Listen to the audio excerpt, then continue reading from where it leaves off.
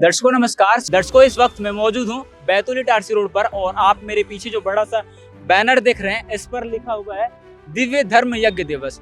दर्शकों धर्म यज्ञ दिवस ही अपने आप में एक बड़ा अनूठा अनुष्ठान होता है और यहाँ पर जो लिखा है दिव्य धर्म यज्ञ दिवस ये क्या है ये जानने के लिए हम आज सतलोक आश्रम बैतूल का रुख करेंगे। और आपने देखा होगा कि इस फ्लैक्स के ठीक ऊपर एक वाणी लिखी है, गरीब केसो बंजारा भया बालत भरी विचार मन इच्छा पूर्ण करी खुद कबीर केशव अवतार। दर्शकों इस वाणी के पीछे रहस्य क्या है, इसके पीछे की कहानी क्या है, ये जानने के लिए चलिए चलते सतलोक आश्रम बैतूल में। सारी कहानियों से आज पर्दा उठाएंगे, जानेंगे कि किस उपलक्ष्य में और कहां से यहाँ पर इस आयोजन में लोग आने वाले हैं। दर्शकों जैसे ही हम अंदर की ओर जा रहे हैं हमें यहाँ पे कुछ लोग मिले हैं जो यहाँ की ट्रैफिक व्यवस्थाओं को मैनेज करें, इनसे जानकारी लेते हैं। सर नमस्कार। नमस्कार सर हम यहाँ पे देख पा रहे हैं कि आज लाखों की तादाद में लोग आ रहे हैं, यहाँ की ट्रैफिक व्यवस्थाओं को किस तरह से मैनेज किया जा रहा है? देखिए यहाँ पे संत रामपाल जी महाराज जी के आदेश अनुसार सेवाएं लगाई जाती हैं और यहाँ पे कोई और अलग से बाहर से कोई सेवादार नहीं होता है। स्वयं संत रामपाल जी महाराज जी के अनुयायी ही सेवादार होते हैं जो पूरे व्यवस्था है। जैसे आप देख रहे हैं गाड़ियाँ रखी हुई हैं लाइन से, बिल्कुल लाइन से लगा कर एक एक गाड़ी को टोकन के साथ में टोकन भी देते हैं साथ में, ताकि है ना किसी की कोई गाड़ी का मतलब जैसे ही पता लगे कि ये गाड़ी इनकी है तो उसको लाइन से निकलवा के करते हैं। और जैसे कि मतलब जैसे रोड पे आने के लिए बैरिकेड लगाए गए हैं और सारी सुविधाएं मतलब की गई हैं, सेवादार खड़े हुए हैं, किसी प्रकार से कोई दिक्कत ना आए, आवागमन बाधित ना हो, ये सारी चीज़ों को ध्यान में रखते हुए व्यवस्था की जाती है। चलिए दर्शकों अब आपको अंदर लेकर चलते हैं और दिखाते हैं कि सतलोक आश्रम बैतूल में प्रवेश करते समय क्या क्या व्यवस्था आपको नजर आएगी। दर्शकों जैसे ही हम गेट के अंदर आते हैं आप देख सकते हैं यहाँ पे लिखा है जूता घर, कृपया अपने जूते चप्पल यहाँ उतारे। और आप देख सकते हैं यहाँ पे जो लोग आ रहे हैं इनके जूते चप्पल यहाँ पे दिया जा रहा है और उनको हाथों में एक टोकन दिया जा रहा है। इस टोकन के माध्यम से ये फिर से अपने चप्पल जूते प्राप्त कर सकते हैं। तो दर्शकों ये है यहाँ के चप्पल जूते की व्यवस्था। अब चलिए आपको अंदर दिखाते हैं कि आगे और क्या है। दर्शकों अभी हम खड़े हैं पुस्तकालय के ठीक अंदर, यहाँ पे कुछ बहनें मौजूद है, इनसे जानकारी लेने का प्रयास करेंगे। बहन जी नमस्कार। सर आप ये बताइए कि यहाँ पे जो लोग आते हैं वो क्या क्या चीजें लेकर जाते हैं यहाँ से? यहाँ पर जैसे आप देख सकते हो कि हमारे गुरुजी की ये तस्वीरें दी गई है, इनको लेके जाते हैं। और ये हमारे गुरुजी की ये सारे पोस्टर हैं, इनको लेके जाते हैं। जैसे हमारे गुरुजी की मतलब पूरे किताबें हैं, जैसे मुक्ति बोध, ज्ञान गंगा, जीने की राह, मतलब पूरे हमारे गुरुजी का उसके शास्त्रों का ज्ञान दिया है, उसके बारे में लोगों को बताते हैं और उनको इन चीज़ों की सेवा करते हैं। धन्यवाद।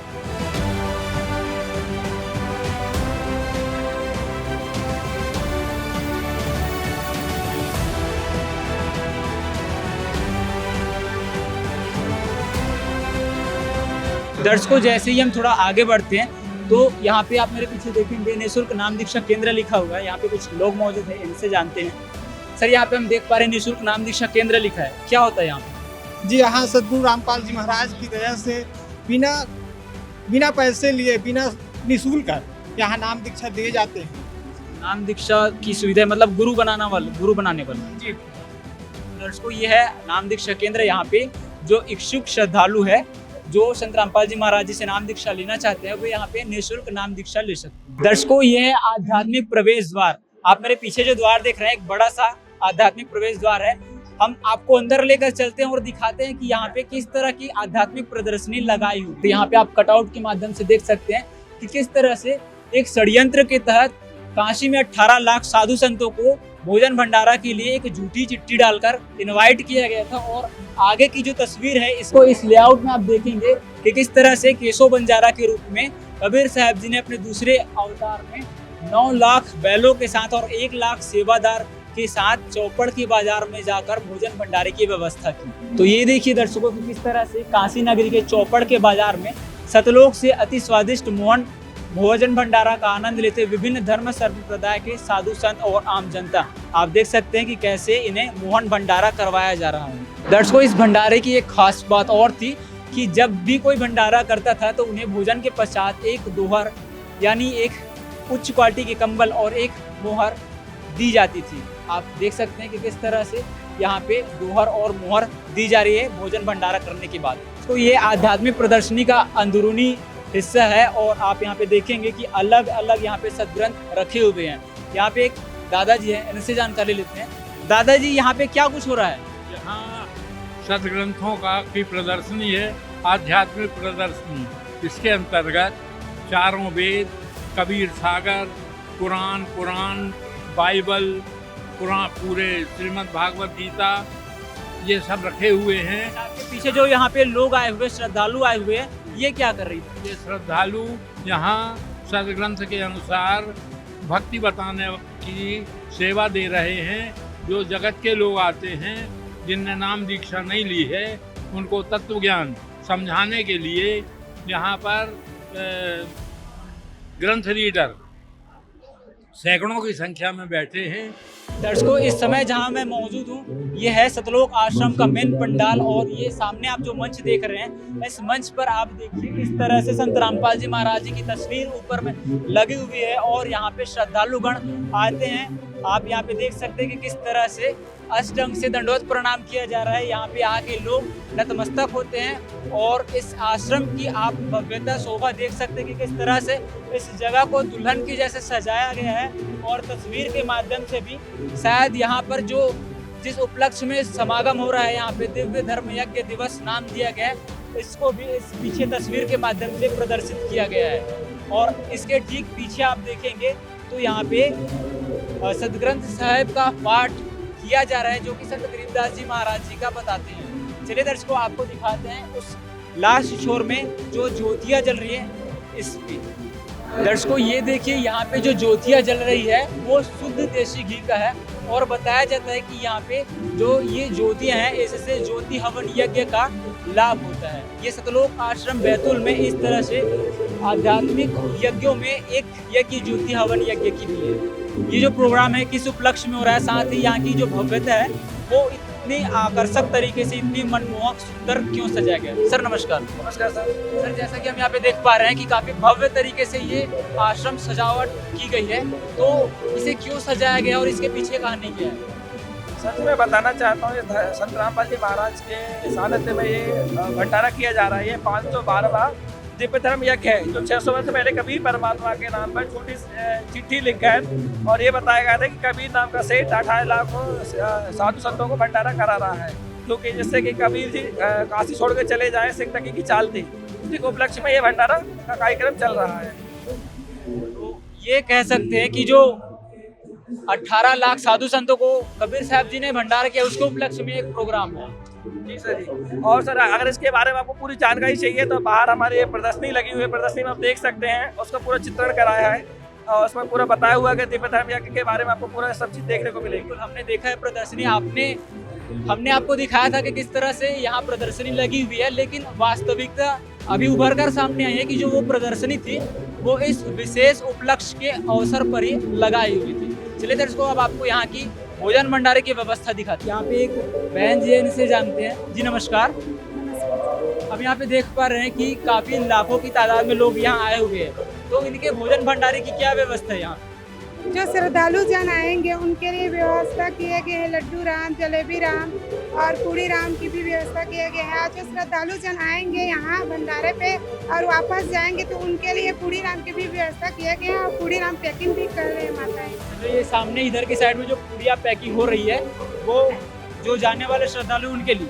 जी हाँ, जो श्रद्धालु आएंगे और जाएंगे वापस घर, उनके लिए पूड़ी राम की पैकिंग चल रही है। और जो भंडारे में लोग शामिल होते हैं वो यहाँ पे कितने रुपए दे के भंडारा करते हैं? नहीं, ये मतलब निःशुल्क है, कोई रुपए मतलब नहीं दिए जाते हैं। जितना भी श्रद्धालु कितने बार भी भोजन किए तो कोई भी किसी भी प्रकार के मतलब पैसे नहीं देते हैं, वो निःशुल्क है। धन्यवाद। कि यहाँ पे जो माताएं बहनें हैं वो यहाँ पे लोहिया बना रही है पूड़ी के लिए। और चलिए अब आपको दिखाते हैं कि पूड़ी यहाँ पे किस तरह से निकाली जा रही है। तो देखिए दर्शकों, किस तरह से यहाँ पे पूड़ियाँ निकाली जा रही है, पूड़ियाँ तली जा रही है। बड़े बड़े जो कढ़ाई हैं इसके माध्यम से यहाँ पे पूरी पूड़ियाँ निकाली जा रही है। और इधर की साइड में जब आप देखेंगे तो इधर जलेबी बनाई जा रही है। यहाँ पे जो लोग जलेबी बना रहे हैं इनसे जानकारी लेते हैं कि किस तरह से ये जलेबी बना रहे हैं। भाई साहब नमस्कार, क्या नाम है आपका? जगमोहन दास। ये जो जलेबी आप बना रहे हैं ये कब से बना रहे हैं? ये 1 तारीख से मतलब 1 तारीख से बना रहे हैं। ये जो चीज है ये क्या है, घी है या तेल है? घी से शुद्ध देसी घी से बना हुआ। शुद्ध घी से। तो दर्शकों आप देख सकते हैं कि शुद्ध घी से यहाँ पे जलेबी बनाई जा रही है। ये इधर चाशनी से जलेबी निकाला जा रहा है। यहाँ पे जो जलेबी है इसको चाशनी से निकाल कर सुखाया जा रहा है। तो इस तरह की व्यवस्था सतलोक आश्रम बैतूल में आपको देखने को मिलेगी। दर्शकों भंडारा घर के अंतिम छोर में यहाँ पे सब्जियों का स्टॉक रखा गया है। आप यहाँ पे देख सकते हैं कि यहाँ जो श्रद्धालु आए हुए हैं वो सब्जियां काट रहे हैं और अपने आने वाले भाइयों के लिए, जो यहाँ पे लोग आने वाले हैं उनके लिए सब्जी की व्यवस्था कर रहे हैं। सब्जी काटने की सेवा यहाँ पे इनकी लगी हुई है। आप पूरा लास्ट तक देखेंगे कि सब्जियों का स्टॉक रखा गया है, प्याज का, लहसुन का, ये सारी चीज की व्यवस्था यहाँ पे प्रॉपर की हुई है। चलिए अब आपको दिखाते हैं कि भोजन भंडारा के पश्चात जो बर्तन यूज किए जाते हैं उन्हें किस तरह से यहाँ पे धुलाई की जाती है। तो ये देख सकते हैं आप, बर्तनों का ये ढेर है।